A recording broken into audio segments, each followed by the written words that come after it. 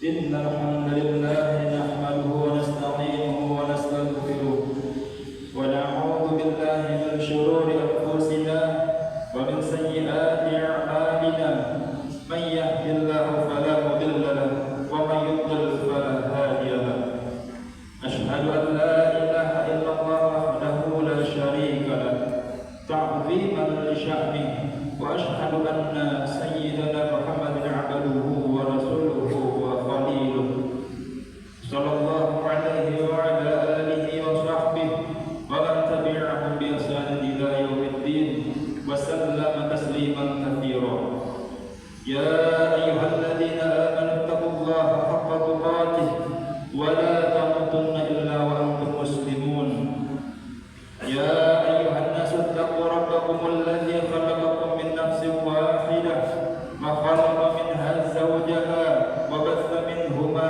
رجالا كثيرا ونساء واتقوا الله الذي تساءلون به والأرحام إن الله كان عليكم رقيبا يا أيها الذين آمنوا اتقوا الله وقولوا قولا سديدا يصلح لكم أعمالكم ويغفر لكم ذنوبكم ومن يطع الله ورسوله فقد فاز فوزا عظيما أما بعد hadirin jemaah rahimakumullah. Alhamdulillah, segala puji hanya milik Allah, Tuhan seluruh alam, yang menghidupkan dan mematikan, yang maha tahu dan maha adil.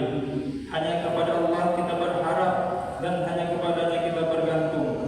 Salawat dan salam semoga senantiasa dicurahkan oleh Allah kepada junjungan alam Rasulullah sallallahu alaihi wasallam. Marilah kita senantiasa berusaha meningkatkan kualitas iman dan takwa kita kepada Allah Subhanahu wa taala. Karena sebaik-baik bekal ketika kita menghadap kepada Allah nanti di akhirat adalah takwa. Taatlah kepada Allah kapanpun dan dimanapun kita berada. Tinggalkan semua yang dilarang Allah, meski itu memberatkan diri kita. Itu adalah realisasi takwa dalam arti yang sesungguhnya. Hadirin jemaah rahimakumullah. Jika kita melihat kondisi umat Islam saat ini, khususnya di Indonesia, tergambar dengan jelas betapa merosotnya akhlak sebagian umat Islam. Dekadensi atau perubahan moral terjadi terutama di kalangan remaja. Sementara usaha untuk membendungnya, mengubahnya, memperbaikinya masih berlarut-larut dan dengan konsep yang tidak jelas. Rusaknya moral umat tidak terlepas dari upaya jahat dari pihak luar umat Islam yang dengan sengaja menebarkan berbagai penyakit moral dan meracuni pola pikir agar umat Islam menjadi lemah dan akhirnya akan hancur, sehingga yang tadinya mayoritas menjadi minoritas dalam kualitas. Padahal nilai suatu bangsa sangat tergantung dari kualitas akhlaknya, seperti yang dikemukakan penyair dari Mesir. Suatu bangsa sangat ditentukan kualitas akhlaknya. Jika akhlaknya sudah rusak, maka hancurlah bangsa tersebut. Hadirin jemaah rahimakumullah. Hampir di semua sektor kehidupan umat mengalami krisis akhlak. Para pemimpin sibuk dengan urusannya dan memperkaya diri sendiri. Para ulama mengalami kemerosotan akhlak sehingga tidak lagi berjuang untuk kepentingan umat, tetapi hanya kepentingan pribadi atau golongannya saja. Para pengusaha dan orang-orang kaya lari dari tanggung jawab membayar zakat, infak dan sedekah, sehingga kedermawanan menjadi macet dan tidak jarang tercampur dengan sistem ribawi, serta tidak mempedulikan lagi cara kerja yang halal atau haram. Para siswa dan mahasiswa juga banyak terlibat kasus perkelahian, mengkonsumsi narkoba, minum minuman keras yang beredar di tengah masyarakat, dan kenakalan remaja lainnya. Para kaum wanita muslimah juga berperosok kepada peradaban barat dengan slogan kebebasan dan emansipasi wanita yang mengakibatkan rusaknya moral mereka. Maka akhirnya mereka menjadi sasaran manusia berhidung belang dan tak jarang dijadikan sumber penghasilan murahan dan haram. Dan juga termasuk persoalan fakir miskin yang kurang sabar akan nasib sehingga menjadi objek garapan pihak lain termasuk seperti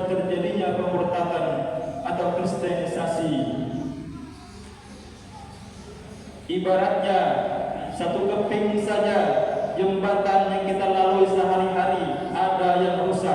Bayangkan hanya satu keping, ramai-ramai bahkan pusing kita memikirkan bagaimana cara menggantinya, dana dari mana yang dipakai, uang siapa yang digunakan. Bayangkan hanya satu keping jembatan kita yang rusak. Tapi ketika moral yang rusak, adakah yang peduli? Adakah yang berdiskusi bagaimana caranya agar remaja kita menjadi baik lagi? Hadirin jemaah rahimakumullah, memang perlu kita bedakan antara akhlak dan moral.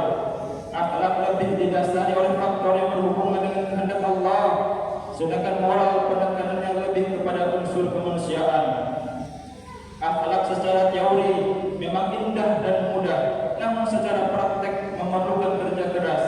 Oleh sebab itu, Allah Subhanahu wa taala mengutus Nabi Muhammad sallallahu alaihi wasallam untuk memberi contoh akhlak mulia kepada manusia.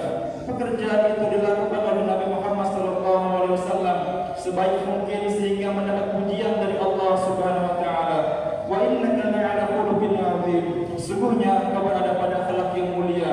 Kata Rasulullah sallallahu alaihi wasallam sendiri bersabda, "Innama bu'ithtu li'utammima makarimal akhlaq." Aku diutus untuk menyempurnakan akhlak. Lebih dari itu, Nabi menempatkan muslim yang paling tinggi derajatnya adalah yang paling baik akhlaknya. Sesempurna-sempurna iman seorang mukmin adalah mereka yang paling bagus akhlaknya. Maka tak heran ketika Aisyah ditanya tentang akhlak Rasulullah sallallahu alaihi wasallam, beliau menjawab akhlak Rasulullah sallallahu alaihi wasallam adalah Al-Qur'an. Hadirin jemaah rahimakumullah, terjadinya kerusakan moral manusia dewasa ini memberikan gambaran bahwa umat Islam sudah banyak yang menjauh dan meninggalkan ajaran agamanya, yaitu ajaran Islam. Seseorang tidak akan melakukan perbuatan tercela selama iman masih terpatri dan kuat di hatinya. Harus kita akui bahwa saat ini memang ada sebagian atau sekelompok orang yang memiliki sikap benci kepada agama Islam yang dikenal dengan istilah Islamofobia. Sikap Islamofobia ini bukan hanya berasal dari luar Islam saja, namun orang Islam sendiri juga memiliki sikap ini. Seperti ada kekhawatiran dengan penegakan syariat Islam, seperti ketika ada wacana untuk melarang pornografi melalui undang-undang, lalu muncullah tuduhan sebagai primordial dan sektarian. Bahkan lebih parah lagi, saat ini ada yang mengaitkan antara syariah dengan terorisme dan radikalisme. Dan parahnya, banyak umat Islam sendiri yang terpengaruh. Padahal orang Islam seharusnya meyakini bahwa ketika syariah itu diadopsi, diterapkan sebagai aturan dalam kehidupan, maka akan membawa pada kebaikan. Adanya semua itu adalah karena kaum muslim banyak yang menjauhi syariat Islam. Padahal Allah sudah berjanji dalam surah Al-A'raf ayat 96, "Walau anna ahlal qura amanu wattaqaw la fatahna 'alaihim barakatin minas sama' wal ardi walakinna kadzabu fa akhadnahum bima kanu yaksibun." Jikalau sekiranya penduduk negeri-negeri beriman dan bertakwa, pastilah kami akan melimpahkan kepada mereka berkah dari langit dan bumi. Tetapi mereka mendustakan ayat-ayat kami itu, maka kami siksa mereka disebabkan perbuatannya. Dan dalam surah Al-Isra ayat 16, Allah Subhanahu wa taala berfirman, "Dan jika kami hendak membinasakan suatu negeri, maka kami perintahkan kepada orang-orang yang hidup mewah di negeri itu supaya mentaati Allah, tetapi mereka melakukan kedurhakaan dalam negeri itu, maka sudah sepantasnya berlaku terhadapnya perkataan atau ketentuan kami. Kemudian kami hancurkan negeri itu sehancur-hancurnya." Hadirin jemaah rahimakumullah. Oleh karena itu, yang perlu kita lakukan sekarang bukan malah menjauh dari ajaran agama Islam, tetapi bagaimana melakukan penyelarasan, penyatuan antara pemikiran kebangsaan dan keagamaan. Adalah suatu hal yang sangat memprihatinkan ketika penduduk Indonesia yang mayoritas beragama Islam malah menjadi Islamofobia. Berdasarkan ijtima ulama MUI kedua di Gontor, Ponorogo, tanggal 26 Mei 2006, dikeluarkan keputusan tentang pentingnya antara pola pikir berkebangsaan dan keagamaan atau Islam.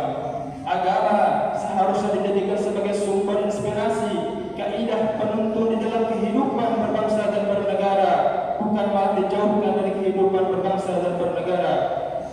Dalam rangka mewujudkan amanah dasar negara dan konstitusi, maka agama harus dijadikan sumber hukum, sumber inspirasi, dan kaidah penuntun dalam sistem kehidupan bernegara dan berbangsa, sehingga tidak terjadi benturan antara pola pikir keagamaan dan pola pikir kebangsaan.